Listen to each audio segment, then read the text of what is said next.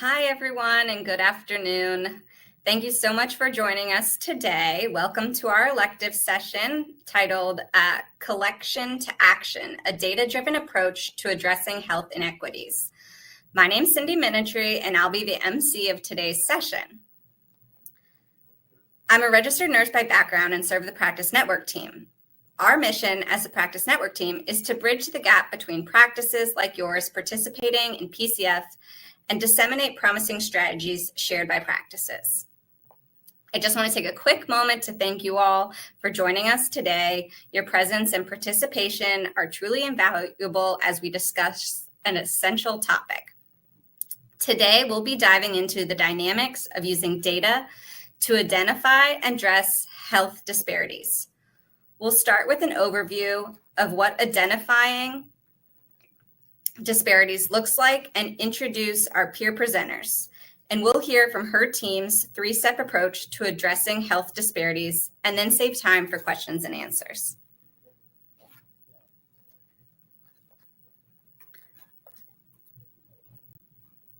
This session was identified because we analyzed practices' responses on the care delivery report and see that moving from collection to action may be an opportunity where hearing from peer practices might be helpful. As you can see on this screen, 87% of practices systematically collect patient characteristic data, like race, ethnicity, and language, while 26% of practices use patient characteristic data to look for differences in health outcomes. And 15% of practices have taken action or implemented strategies to address these health disparities. These insights show us that while most practices in PCF are collecting patient characteristic data that can help them identify health disparities, many of them are not yet acting on the next steps to learn from the data and take action. So what does all this mean for our session today? As we move forward, you'll hear from Cambridge Public Health Commission in Massachusetts, which will be followed by their three-step program. They have developed guidelines for collecting, analyzing, and acting on data to address health disparities. Their examples will provide us with practical insights and strategies that can be tested by you and your practices. All right, so I'm going to turn it over to Vanessa to introduce herself and her practice. Good afternoon, everyone. My name is Vanessa Doleyres-Nazaire. I am the Senior Director of Population Health Quality Performance at Cambridge Health Alliance, also known as Cambridge Public Health Commission in Massachusetts. I've been at CHA for about 11 years and been doing a lot of this practice improvement work in my career. Next slide. Well, thanks so much for joining us, Vanessa. Can you tell us how Cambridge got started on your journey? Of course. So as part of our participation in the Massachusetts statewide health equity efforts, one of the key initiatives is to identify disparities and actually reducing inequities in particular subpopulations. And so part of the statewide requirements includes us to collect patient demographic data at the point of care. And so in this circumstance, we are collecting data at the point of registration. So when patients are coming to visit us for care and they're registering for care, we're collecting race, ethnicity, language of care, disability, and so on and so forth. And so we're collecting that information and then taking that information and analyzing that information to help inform where there may be opportunities, and then taking those opportunities into action at the practice level. And can you give us just a high-level, step-by-step process of your approach before we go into each step? Sure. So one of the steps is that we've been trying to collect this. The first step is really collecting the information. So we've had to do a lot of training and alignment in our EHR to be able to have those fields built within our EHR to be able to collect the information. And so a lot of training with the registration staff and frontline staff who check in patients needed to be trained to collect that information. And then once we collect that information, we have reporting and analytics that are able to pull the information through what we call our Tableau dashboards, in which we synthesize the information by looking at different subsets of populations, stratified by race, ethnicity, and other indicators, and then looking at the potential opportunities for improvement. And then we share that information with practices to help identify and strategize in terms of where the areas that we could potentially focus on for improvement efforts. All right. Well, great. Thanks so much for the overview. As promised, we're going to dive deeper into each step of your program. So if you can start off by sharing a little bit about how you collect the data. Sure. So as part of, as I said earlier, this is a sort of a Massachusetts statewide requirement where we have to collect this demographic information. So as part of our process at Cambridge Health Alliance is that we had to sort of build the fields within our EHR in order to be able to collect them from patients. So the step process right now is our registration department are the ones who are primarily collecting the information for all areas of the organization. And each staff person will be prompted within the EHR to collect race, ethnicity, language of care, disability status, SOGI, and health-related social needs, and other factors that we have. And so part of this process is that we had to do a lot of training, since a lot of these demographic variables have been new, in particular gender identity as an example, where there are sensitivity questions. So a lot of it did include some training aspects to help frontline staff be comfortable in asking these questions at the point of registration. So a lot of this included aligning to the standards for each of these demographic variables within EPIC, creating hard stops so that once the information is prompted, the staff will not be able to bypass each entry, so that we're able to collect full completed data in order for us to actually use and assess and identify the opportunities. And so it did take a lot of training on our staff who are collecting this information, and then also on the receiving end, trying to inform patients that this information is being requested from them when they come to see us, and why the information is important and why it helps us to better take care of them when they are present at our facilities. Vanessa, what EHR do you guys use? We are on Epic. Okay, thanks so much. And Vanessa, you were just mentioning training and how important it was. What did the training process look like? So we had a two-step approach. One approach was just getting staff oriented in terms of what we needed to collect, since a lot of this has been sort of day-to-day, but some of this was additional new information that we haven't collected in the past. And so we did have to provide some sensitivity training. And then the second part of this was really the EPIC training, since a lot of the fields were new and built. So we did have to do a lot of training on the EMR process so that the staff were aware where to document, how to document, and where the information lives at the point of registration. Great. All right. Well, let's move on to that next step of how you guys are analyzing the data. So this is an evolving and iterative process, but part of the process right now is that we are able, since we're collecting the data, we're able to pull the information from our EHR. So we primarily work with our IT informatics and technology department to be able to create visuals within the Tableau, which we're calling dashboards. So part of this is taking specific quality measures or identified populations where we're able to stratify these populations and or measures by these demographic variables.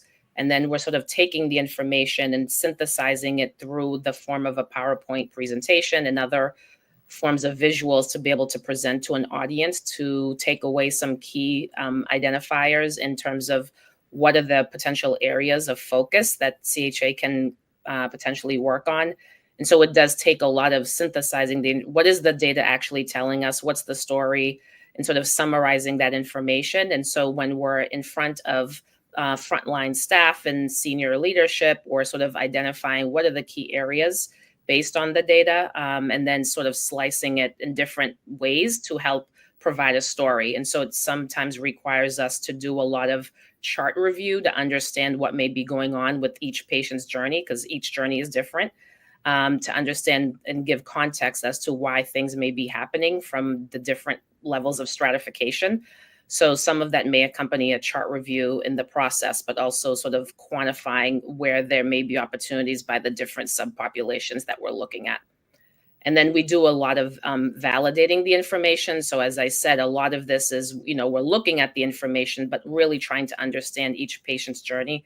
So it does require us to go a little bit deeper and assess what may be going on. Since we're a facility that have many settings, there's a lot of transition into different, points of care points. So we do have to look at the patient journey in that regard to see what may be contributing to some of these differences, and then provide a story from that sort of missed opportunity review. So a lot of it is sort of looking at the data, compiling the data in a way that's digestible for the audience, because this is a lot of data that we're collecting. So really trying to synthesize it and compress it in a way that's digestible, and then taking away key meaningful points is critical for us to understand where there may be an opportunity for us to impact. In some cases, we can identify that there may be not areas where we can actually impact. So really trying to hone in on what the delivery system can actually do to impact and close an equity gap.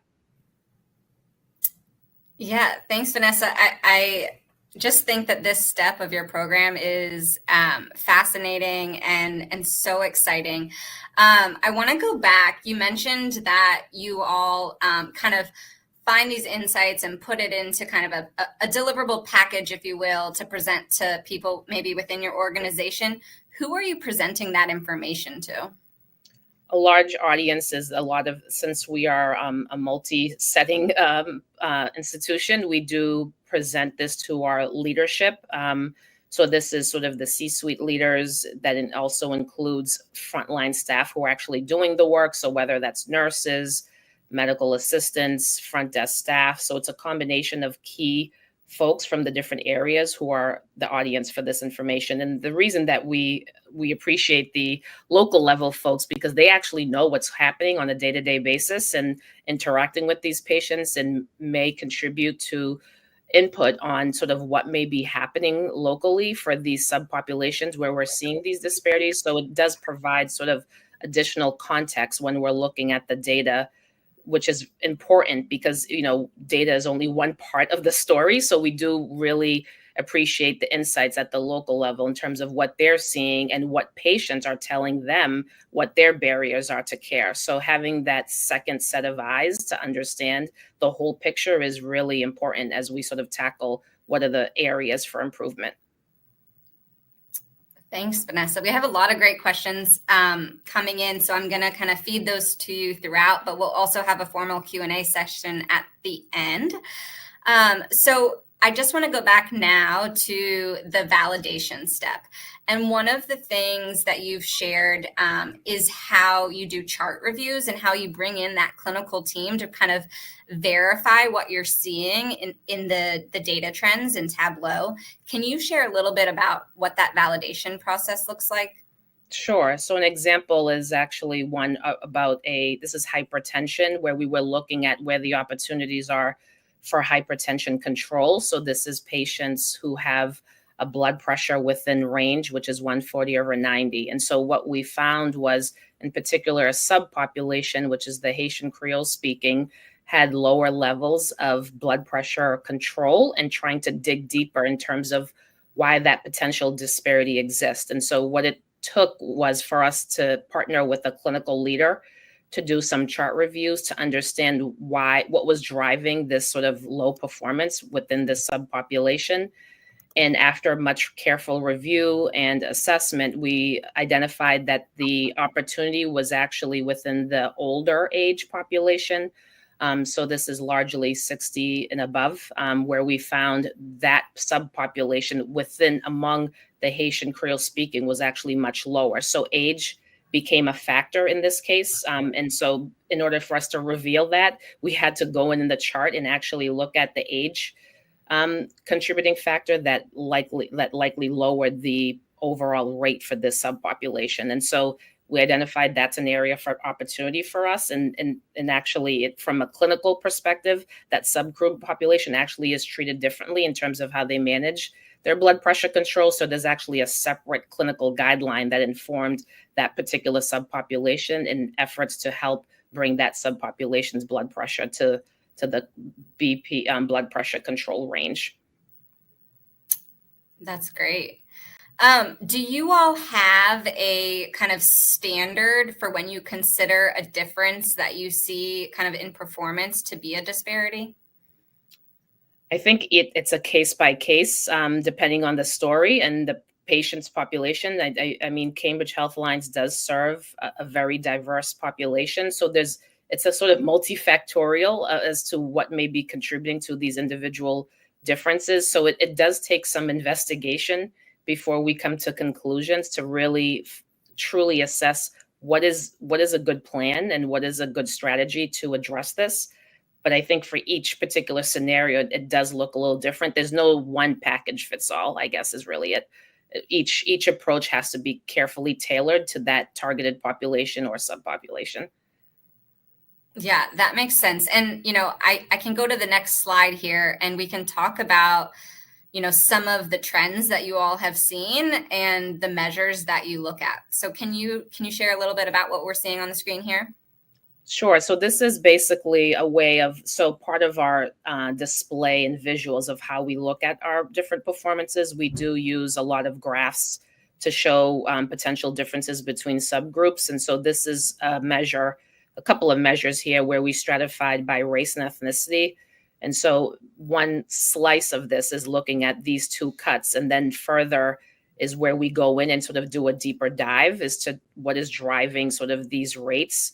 And so for certain measures, this is just an example, but it's not a true one. But for this example, this was really around trying to demonstrate where once we identify a subgroup, then we kind of go further to figure out, in this case, if it's Brazilian, let's do a deep dive on the Brazilian population to figure out what may be driving it. So in most cases, we provide the data at a higher level, and then we start thinking through all the different factors that may be contributed, whether it's age, whether we have to look at geographic locations where the patient lives, and other factors, because sometimes that also tells the story. So not just looking at these three cuts, we have to do a little bit of a deeper dive. So part of this is taking this information from our Tableau, downloading it into sort of visual formats, and then presenting it in this way, and then having some sort of key takeaways from the data that we found as part of our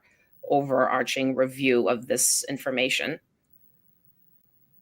This is very fascinating. And I just like the visual is so easy and digestible. So it's really great that you're sharing this information back to your organization. It doesn't just stop with you and your team. So this is really useful. Going back to that collection phase, someone typed in the chat, are you collecting SOGI at registration? And if so, are you using a form or are the receptionist asking that question? Great question. So we've debated this for a while now, given the sensitivity around this exact question. So right now, registrations is verbally asking this question. There are thoughts about expanding the way that we collect this information, an example through tablets, for example. So when patients are checking in, they're handed a tablet and they can enter their SOGI information as an example, but we're not quite there yet. But the goal would be that we would have self-reported methodologies in order to capture this information. But at the start of the rollout, we are verbally asking this question at registration, which is what actually contributed to a lot of the training, because what we learned is that, asking these questions in the public setting where largely, these patients are coming in a waiting room area, and other patients are also in the same lines and rooms. And so how do we create that sort of, confidentiality and safe space for patients to be able to report this information? So it did take a lot of training to help this frontline staff to explain to patients why we're asking this, creating safe spaces within,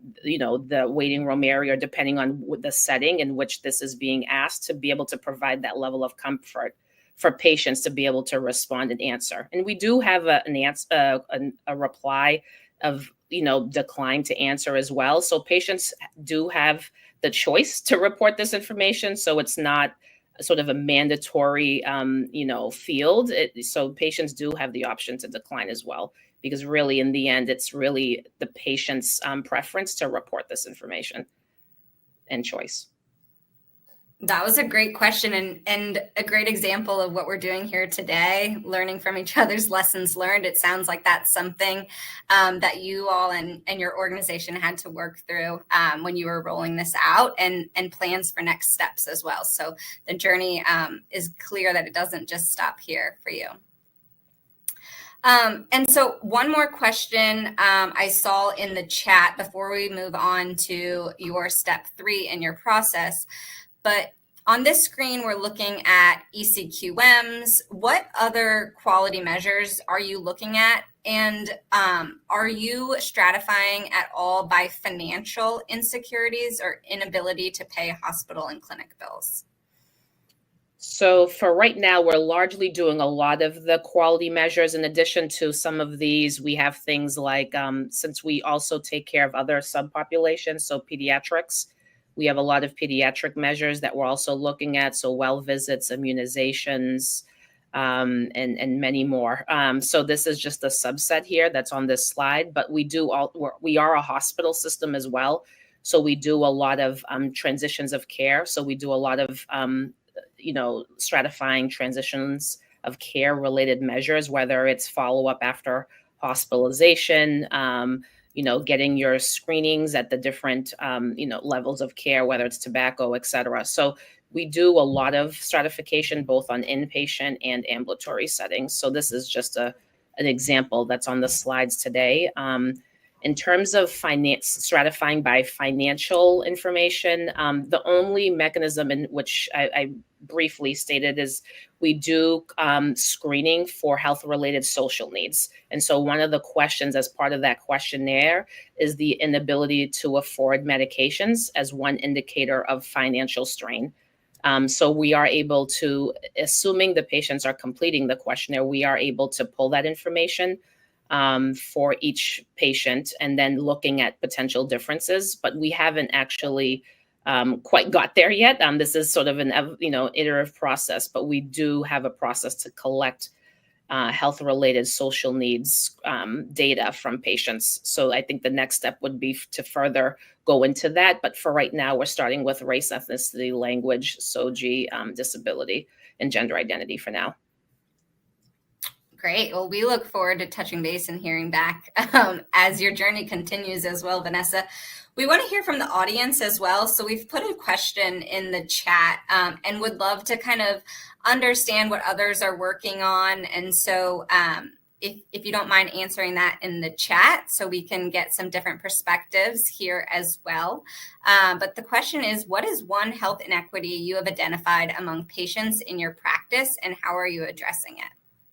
And so while people are kind of filtering in their responses to that, Vanessa, we can go ahead and start looking at your step 3 and look at how you all are starting to act on the data. So I'm going to use a real life example since we're in the midst of this example right now. And so one of the biggest projects that we're working on right now is actually hypertension control. As I identified earlier in this conversation, we did identify there's a true disparity among our Black patients. And so overarchingly, a sub portion of that is the Haitian Creole speaking, as I noted earlier. But overall, we're taking a step above that and looking at our Black population overall, because when you look at the performance across at the race level, that's actually an underperformer subgroup. So part of the 2-step process right now is that we have one way is which we're calling InReach. And so these are strategies when patients are actually in front of providers who are coming in for care and seeking care for their hypertension. So things like ensuring that providers and nurses are following the hypertension guidelines that we've created and followed the protocols that we have, which right now we have two protocols, which is one is rechecking the blood pressure before patients leave the office in the event it's an elevated reading. And then step two is assuring that the patients who are hypertensive have a follow-up plan within 2 to 4 weeks. And whether that's a provider or a nurse, et cetera, as long as they have a follow-up scheduled, are the key steps before they leave the office. And so those are the two protocols that we're rolling out as of right now to ensure that these patients are actually following up with their care in hopes to get their blood pressure back in control, which is the 140/90. In addition to the step two process is that when patients are not in front of us, what are we doing to get them back to see us, which is outreach, what we call it, which is primarily using technology such as text message, email, or My Chart, which is My Health, to engage patients back into care. So our Epic Cheers, which is our sort of vendor in which how we're sending text messages, will have specific we have specific campaigns targeted for hypertension. So we're sending text messages to patients saying, we haven't seen you in over a couple of weeks. We would like to see you again. Please call our office to schedule an appointment. And so we're only targeting those patients through outreach for the patients who haven't been seen in the last 6 months. So those are the patients we're targeting, since those are the patients that are likely not engaged, and also their last reading was actually over 140/90. So that's the targeted group that we're trying to get back in. So these are the two-step processes. And in addition, there's other things that sort of feed into each of these buckets, but it does take a lot of coordination amongst the care teams who are involved in all of these different steps. There's multiple stakeholders, including extended care teams. So teams like pharmacy play a heavy role in hypertension management because they help engage a lot of these patients, but also provide the medication reconciliation that some of these patients do need. And we've also engaged our nurses to help provide nursing visits and follow-ups, going back to ensuring these patients need timely follow-up. The nurses are sort of another care team member in which follow-up can happen with. So we've engaged a lot of external sort of folks outside of the provider to help, ensure these patients are back in control. It is truly fascinating what you guys are working on, and I'm so excited. I know you guys don't have outcomes yet, but I can't wait to see if you're able to close any of these gaps that you've identified with your step 3 on act on the data. Just want to thank the audience also for chiming in the chat. I see some of your identified disparities coming in and ways that you're addressing it as well. And it's interesting. It kind of goes back to that step 2, Vanessa, that we were talking about around validating the data. And so someone shared that, their clinician staff said that there'd been an uptake in Haitian-speaking patients. However, when they looked at the data, the preferred language was actually English. So they went back and did that training. If I go back to step 1, as I filter through your slides, of the importance of training our staff to collect this information accurately to better serve our patients. So really, truly understanding and making sure that the patients understand the questions that they're answering. So great work for those that shared that in the chat. And then also just looking at other kind of disparities that people are seeing. Someone shared that access to computers, internet, telephones, those can definitely be a disparity as well. Are you guys able to collect that kind of information around access, either to telehealth visits or transportation issues? Yes. So One way that we're tracking a lot of the outcomes is that once the patient gets outreached, we actually know what the what we call conversion rate is. So whether that it's a scheduled appointment within our primary care clinics or not. So we're able to tell whether or not if that outreach actually resulted in a visit. Great. All right. Well, before we go into our question and answer, and I'm loving seeing the questions come in, I just want to engage with the audience one more time here. And definitely feel free also to continue the questions coming in. We have a good 15 minutes to continue the conversation, so this is perfect. But we're going to launch a poll right now. And the poll asks, what areas are you in most need of help to address health inequities in patient outcomes? And so if you all wouldn't mind, hopefully you can see that poll. We'll be able to see the answers coming in live as well. So interested to see what barriers we're seeing within this group today. And as those questions and answers are coming in, Vanessa, I'll utilize our time the best I can by going back to some of our questions. But someone else was asking about transportation. And so do you all have like an integrated health-related social needs team or people that address kind of those social barriers to care as well? We do. And so we do have a team, which is our patient resource coordinators, who are actively responding to the positive results on this health-related social needs questionnaire form. So once a patient screens positive, they have the option to consent to getting help.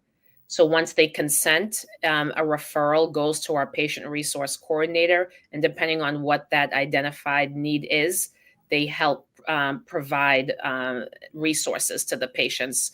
And we also have resource guides that get printed after a completed visit. And so depending on, again, if they consent to resources, they're able to see resources on their after visit summary.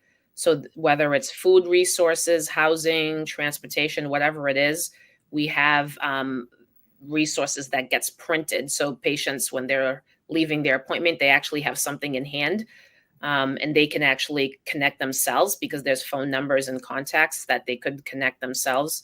But we do have sort of what we call our patient resource coordinators to help navigate some of these resources. I'm sure, as you can imagine, some of these resources are very hard to get. There's long waits lists for all sorts of resources these days, AKA housing. So it does take some navigation sometimes to help with these sort of things. And so we do have those sort of one-to-ones with these resource coordinators to help patients navigate some of these challenges in terms of accessing these resources.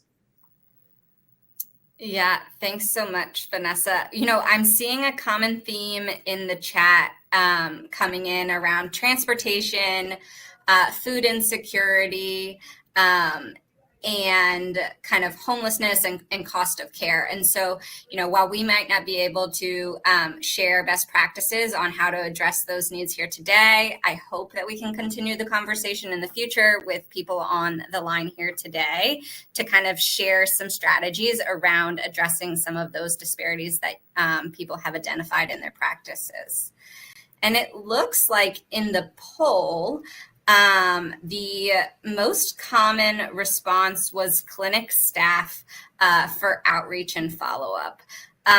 Vanessa, how is your organization set up for outreach for health-related social needs or care coordinators?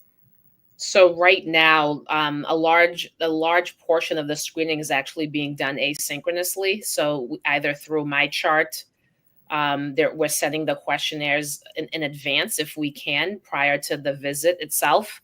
So a lot of the bulk of that is being done there. And then the other bulk is actually when they're coming in to see us. We're providing a tablet at the time of check-in and they're filling out the responses for each question. And so right now, largely our patient resource coordinators are not on site per se. They're remote workers. But once the identified need and the patient consents, a referral goes directly to their pool to then they initiate the call with the patients to help address the resource that they need and help pick the navigation piece in terms of obtaining those resources. As I said, even as you know, it takes a couple of days to reach patients. So in the meantime, we provide resources on their after visit summary as well in the event the patients want to directly reach out to those individual resources within their community.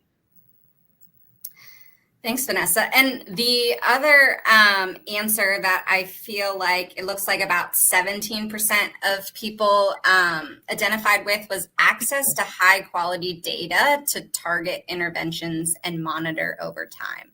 So that kind of brings me to a question I have for you. When you're starting out, what advice would you give to a practice that is taking the next step in collecting it to analyzing it? And how can you start and pilot this next phase of this collection of data? I think the first step is really the infrastructure. Without this infrastructure, this would not be possible. So it did take CHA a lot of work to build the systems in place to be able to get where we are today. So that is a critical step that needs to happen in order for us to even analyze any data. And so there's definitely opportunities to improve the process in terms of the collection, which is in somewhat useful that the state is requiring us to re-verify this information annually, because we do want to ensure what we're collecting is the most accurate representation of the patients. And so part of that does require a lot of retraining as well, in addition to, PDSAs in terms of how to get better at it. And then the other phase is really, we have to start small because after a while, the data gets very intense. It could be very overwhelming, especially for an audience who, for the first time who's looking at it, may be overwhelmed. So really taking it a step-by-step process in a digestible format. So what we did at CHA is we really identified key priority areas. And then from there, then we took the next step and sort of looking at those identified areas and looking at the stratification. So for us, hypertension was actually a priority area. So that's why we started with hypertension first. Yeah, I love the idea of you don't have to boil the ocean. Let's start small. Any step is a good step. So thanks for sharing that. Someone was asking about platforms. Are you guys using any platforms for identifying resources like Find Help or Unite Us? We use Find Help. Great. We also have our own built-in systems, which we're calling sort of Connect Us, but it's sort of a repository of resources which any provider on our premises can access, but it does link back to the Find Help sort of database. But we did create like a CHA specific given our regions. That's amazing. And how long have you all had that kind of homegrown system? I would say since the inception. So this was probably 2000. This is probably 8 years ago, since we've been doing this for a while. Great.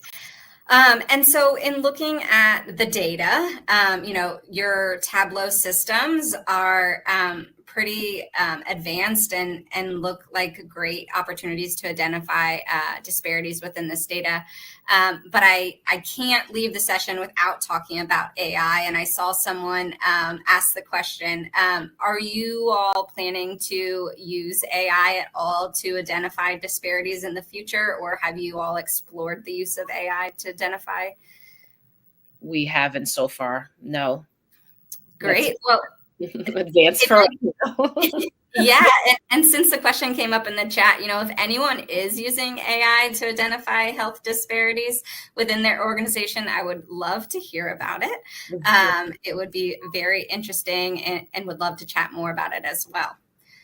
And so going back to your action step of acting on the hypertension, we've had a few questions about your strategy there. So I'll circle back to that as well. But someone asked, are your messages to patients, texts and emails, diagnosis specific. And they gave an example. So they said, for example, for patients needing help with BP, does your communication actually mention high blood pressure, or is it a more general communication? It's a general communication. Okay. And what does the message kind of say? What is the big message to the patient? It's something along the lines of, we haven't seen you in the last 6 months. You are overdue. Please call us at X. And for the patients that are in the program, are you all using remote patient monitoring at all for hypertension? We're still trying to navigate this. This is something that we want to do. There's some complexity to it, but we do have ways where patients can actually report their blood pressure reading through My Health. It's just more of a mechanism of how to capture the data right now that we're trying to figure out. But there is an option for patients to do that, because we do a lot of lending blood pressure cuffs for patients who don't have them, so that they can monitor their blood pressure at home. It's just a mechanism of trying to figure out how to capture the data that they're sending to us in order for us to even evaluate the outcomes of that. Great. Well, I think we've done a pretty good job of answering everyone's questions in the chat throughout the session. So thanks so much for that, Vanessa, and everybody on the line who's been filtering in questions and keeping the conversation going in the chat as well. I just want to give your team, just a big kudos for all your work, not only in PCF, but your journey to decrease health inequities. And thank you all on the line, as I'm sure you are all looking for these opportunities as well. If we can throw the slides back up, we do have a few additional resources that I just want to share with you. We'll send them into the chat as well, but here are some other opportunities to explore what practices are doing in PCF related to addressing health inequities. So I'm going to pause here so that you guys can just collect those resource links before you go. And then before you go, I just want to let you know that there will be a short poll survey at the end of our session. And if you wouldn't mind filling that out so we can continue to understand what drives you to come to these meetings and what topics of interest you have as we plan future events as well. So thank you all for joining us today. Looking ahead, what's next on the agenda is the poster walk. And so at this time, you are invited to review the posters your fellow practices have submitted on SpotMe and ask questions in the chat under each poster. The poster authors are online and available to answer your questions in the chat. Thank you again for attending this session today, and I look forward to seeing you all back tomorrow.